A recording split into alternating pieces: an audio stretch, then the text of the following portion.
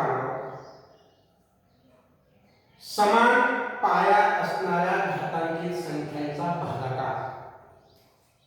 समान पाया असणाऱ्या घातांकित संख्यांचा भागाकार कसा करायचा हे आपल्याला पाहिजे. आता या ठिकाणी पहा,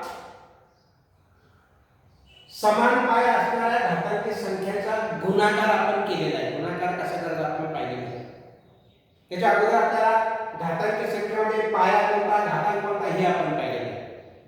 आता घातांकित संख्येचा गुणाकार करताना आपण काय केलं होतं, घातांकित संख्येचा गुणाकार करताना पाया आहे तसं जैसे ते ठेवायचा आणि फक्त जे घातांक आहे त्या घातांकित संख्येची बेरीज केली होती आपण. बरोबर आहे.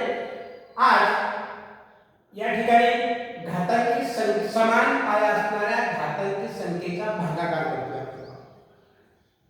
ज्याप्रमाणे बेरीजच्या विरुद्ध क्रिया वजाबाकी, तसं गुणाकाराच्या विरुद्ध क्रिया भागाकार. या ठिकाणी आपण पाहिलं होतं गुणाकार करताना फक्त घातांकित संख्येची बेरीज करायची. मात्र याच्या विरुद्ध इथे काय होतं, घातांकित संख्येची फक्त वजाबाकी करायची. थोडक्यात हे उदाहरण पहा, 6चा चौथा घात भागिले 6चा दुसरा घात.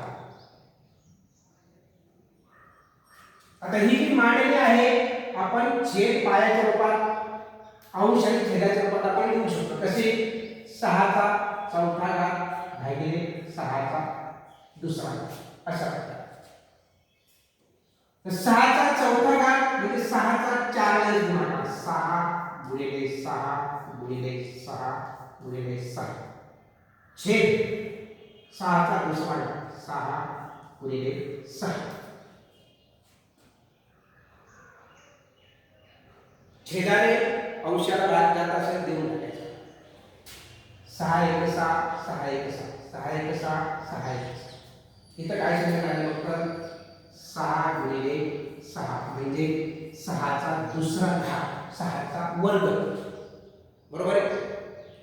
आता हीच पद्धत कशी पाहिजे आता सांगितलं, फक्त घातांकित संख्येची वजाबाकी करायची. हे पाहायचं आहे. 6चा चौथा घात भागिले 6चा दुसरा घात बरोबर 6चा 4 वजा 2 घात म्हणजे 6चा दुसरा. अशा ही पद्धत. समान पाय असणाऱ्या घातांकित संख्येचा गुणाकार करताना घातांकित संख्येची बेरीज करायची आणि भागाकार करताना वजाबाकी करायची. हा नियम फक्त पाया समान असेल तरच हा नियम लागू होतो. पुढचं उदाहरण पहा, ऋण 2 म्हणजे वजा 2 चा 5वा घात भागिले वजा 2 चा 3रा घात. याचं उत्तर काय आहे बरं, वजा 2 चा दुसरा घात. तरी पहा आता हे जे उदाहरण आहे आपण वजा 2 चा 5वा घात छेद वजा 2 चा 3रा घात असं म्हणू शकतो. वजा 2 चा 5वा घात आहे म्हणजे वजा 2 चा 5 वेळेस गुणाकार आहे का, वजा 2 गुणिले वजा 2 गुणिले वजा 2 गुणिले वजा 2 गुणिले वजा 2 छेद वजा 2 चा 3रा घात वजा 2 गुणिले वजा 2 गुणिले वजा 2. छेदाने अंशाला भाग जातो 2 वजा 2 ने इथं वजा 2 ला भाग जाईल, वजा 2 इथं भाग जाईल, वजा 2 शिल्लक काय आहे, वजा 2 गुणिले वजा 2 वजा 2 गुणिले वजा 2 म्हणजे वजा 2 चा दुसरा घात वजा 2 चा वर्ग.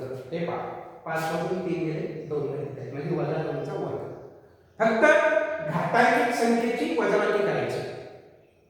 जसं गुणाकारामध्ये गुणाकार करताना समान पाया असणाऱ्या घातांकित संख्येचा गुणाकार करताना आपण घातांकित संख्येची बेरीज केली, त्याच्या उलट करायचे. या ठिकाणी फक्त घातांकित संख्येची वजाबाकी करायची. भागाकार करताना वजाबाकी करायची आणि गुणाकार करताना बेरीज करायची. तिसरं एक उदाहरण पहा, वजा 3 चा चौथा घात भागिले 3 चा 6वा घात. 3 चा चौथा घात भागिले 3 चा 6वा घात. जर वजाबाकी करायची तर म्हटलं तर आपण कसे करणार, 3 चा 4 वजा 6वा घात